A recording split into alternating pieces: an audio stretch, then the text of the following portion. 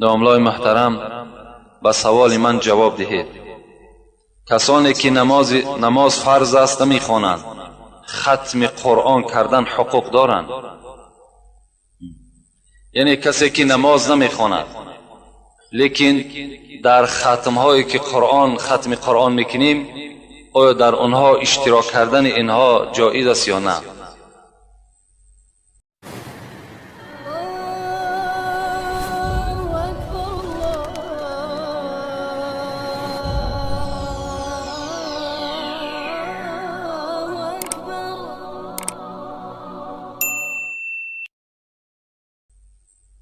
ترمذی میگوید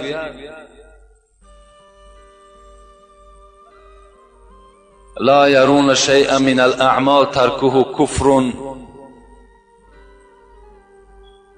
من الاعمال الصلاة.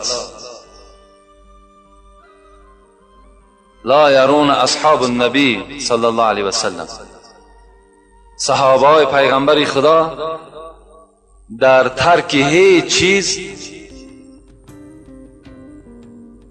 میگوید آدم کافر نمیگفتند، مگر در ترک نماز آدم کافر میگفتند.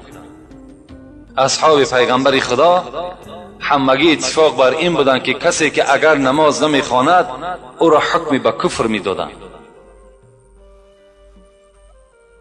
ما در باب نماز به فکر صحبت ها داشتیم، لکن آدمی که نماز نمیخواند، حالان که برای قپیدن قرآن جایز نیست، برای چگونه مثال ختم قرآن میکند؟ یک سوال عجیبی هست، مثل که یک زمان مردم از هندوستان برای زیارت حضرت امیرجان آمده بودند، مولوی های کلان آمده بودند. وقتی ما نزد اونها رفتیم، اونها با زبان عربی صحبت میکردند. وقتی اینجا برادرها سوالشون کردند که ماه رمضان بود، گفتند یک قسم مردم ما روزه میگیره ولکن نماز نمیخواند، آیا روزه اونها درست است؟ اونها حیرت نماندند که نخواه آدم بی نماز روزه بگیرد. حال روزه برای آدم مسلمان است، آدمی که نماز نخواند روزه برای چی فایده دارد؟ از این خاطر آدمی که نماز ندارد و چگونه ختم قرآن میکند؟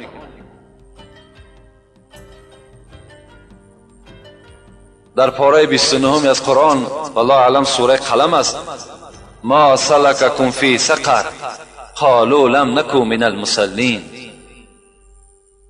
جنتی ها از دوزخی ها میپرسیدند ای مردم دوزخی، آیا چرا شما دوزخی شدین؟ اونا چی میگفتند؟ لم نکو من المصلین، ما در دنیا از جمله نمازخوان ها نبودیم، ما به سبب اونه که نماز نداشتیم، عبادت خدا را که نمی کردیم، امروز وارد دوزخ شدیم. اینا البته در دنیا هم روسیا هستند، در آخرت هم دوزخ هم جای اینا هست.